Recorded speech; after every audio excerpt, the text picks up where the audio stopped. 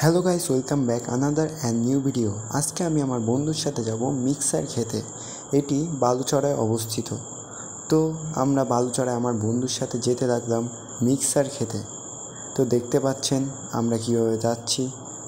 তো আমার বন্ধুকে নিয়ে এটা আমাদের প্রথম ভিডিও, প্লিজ সবাই সাবস্ক্রাইব করে দেবেন।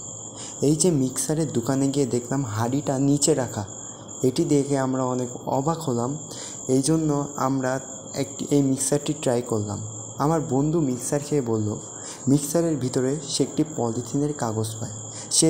এটি দেখে সে অবাক হলো। তারপরে দেখতে পাচ্ছেন কিন্তু মিক্সারটি অনেক সুস্বাদু ছিল।